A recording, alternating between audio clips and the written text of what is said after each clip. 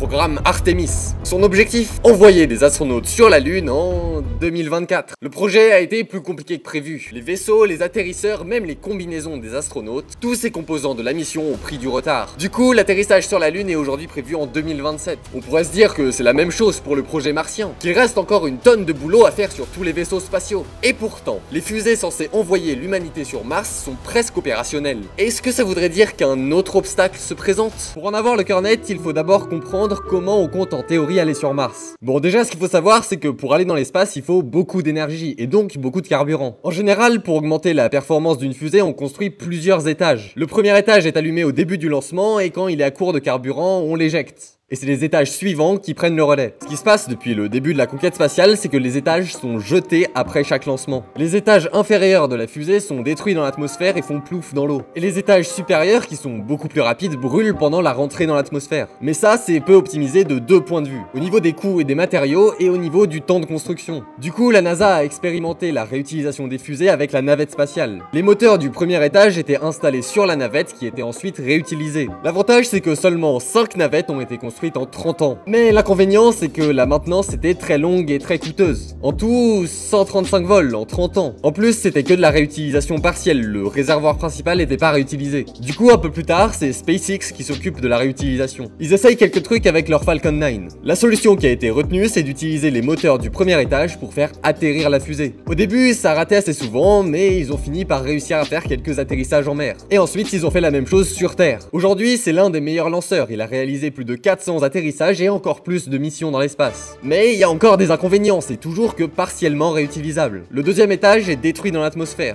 Du coup, il faut une production de malade pour maintenir la cadence d'un lancement tous les 2 jours environ. En plus, ils utilisent du kérosène comme carburant. Et ça nécessite pas mal de maintenance parce que c'est un hydrocarbure qui est pas très propre et forme de la suie. Du coup, la solution de SpaceX a été le Starship, un lanceur entièrement réutilisable qui utilise du méthane comme carburant. Le Starship résout un autre problème de la Falcon 9, le transport vers le pas de tir. La solution, ça a été d'atterrir directement sur la tour de lancement. Pour le deuxième étage, la phase de réentrée est assez similaire à la navette, avec un bouclier thermique sur le flanc du véhicule. La position ventrale est maintenue jusqu'à l'atterrissage où le véhicule se remet droit avec ses moteurs. La raison, c'est pour augmenter les frottements et donc réduire le carburant nécessaire à l'arrivée. C'est un peu une combinaison entre la navette spatiale et la Falcon 9. Et ensuite, c'est exactement la même technique pour atterrir sur Mars. L'objectif final pour Mars, c'est de réaliser un lancement toutes les heures et d'en faire des dizaines de milliers en tout. Le Starship, faut que vous imaginiez que c'est pas comme une simple voiture, c'est un super tanker. C'est 123 mètres de haut et 2 fois plus puissant que la Saturn V,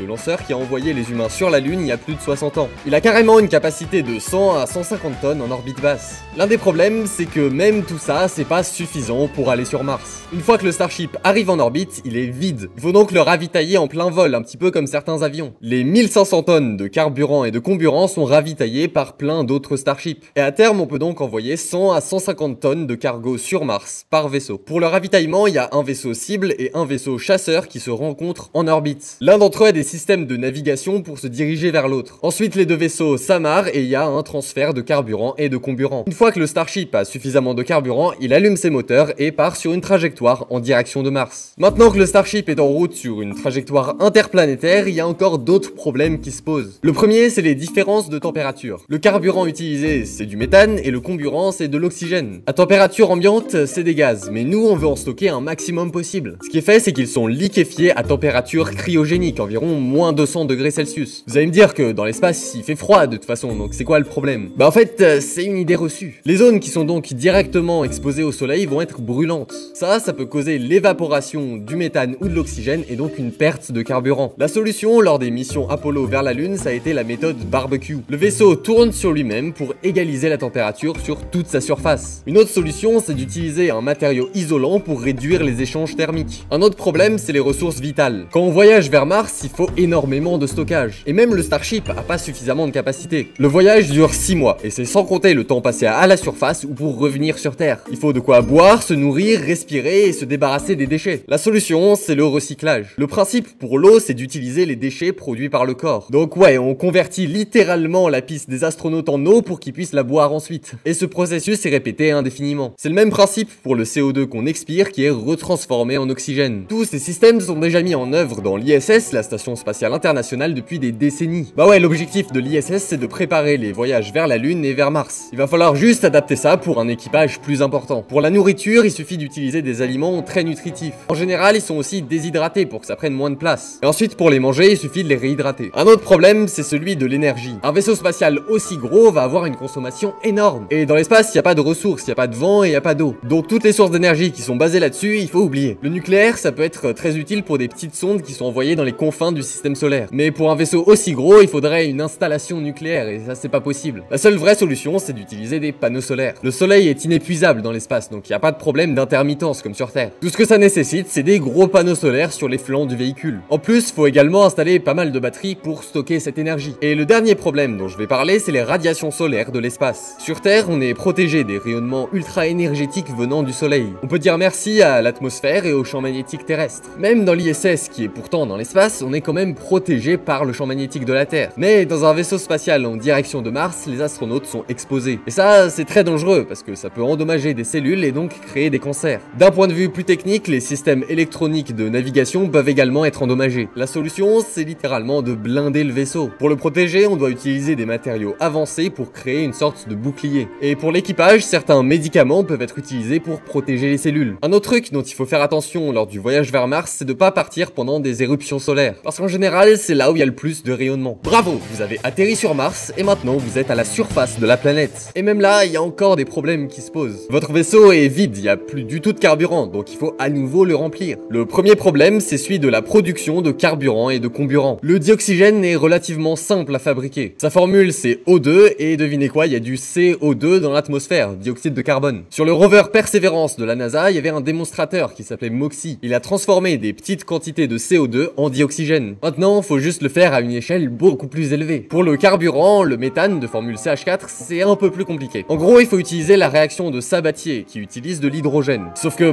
faut produire de l'hydrogène aussi. Mais pour ça, on peut utiliser de l'eau avec de l'électrolyse. Et devinez quoi, il y a de l'eau sur Mars. Mais souvent, elle peut être en profondeur et donc il faut l'extraire. C'est pas impossible, mais ça va juste demander beaucoup d'énergie. On en vient donc à la production d'énergie, qui est aussi nécessaire pour maintenir l'équipage en vie, évidemment. Et devinez quoi, il y a du vent sur Mars. Et c'est pas suffisant pour la production de centaines de tonnes de carburant et de comburant. Donc exactement comme avant, il faut utiliser des panneaux solaires. Et là, ça devrait probablement être un champ de panneaux solaires. Enfin, pour fabriquer une base et des habitations, on peut utiliser les matériaux sur place. Par exemple, on peut utiliser le régolithe martien pour fabriquer certaines structures avec de l'impression 3D. Bravo, vous avez survécu à la surface de Mars. Il reste plus qu'à rentrer sur Terre. Mais ça, en fait, c'est relativement similaire au voyage aller. Bon, maintenant, on sait enfin quel est le plan des États-Unis pour envoyer des astronautes sur Mars. Mais pour pas que la vidéo soit trop longue, j'ai dû laisser certains détails à la trappe. Par exemple, est-ce que vous saviez que le Starship n'est pas la seule fusée conçue pour aller sur Mars? Je sais que parmi vous, il y en a qui sont curieux et qui voudraient aller plus loin. Je vous offre donc les réponses à ces questions dans mon article Bonsaï dans la description. Bon, quand on regarde les vols de test du Starship, on peut se dire qu'il reste pas mal de boulot. Mais cette fusée, elle a fait pas mal de chemin quand même. Le premier étage a déjà été rattrapé plusieurs fois. Certains composants, comme des moteurs, ont aussi été réutilisés. Le deuxième étage, lui, a effectué plusieurs retours en mer concluants. La fusée va bientôt être opérationnelle, hein. Mais les systèmes de voyage interplanétaire et de survie à la surface, absolument pas. Bon, si on est optimiste, peut-être que dans 4 ans, on aura quand même le droit à des lancements inhabités du Starship vers Mars. Mais pour voir des astronautes fouler le sol martien, il faudra plutôt attendre une décennie ou deux.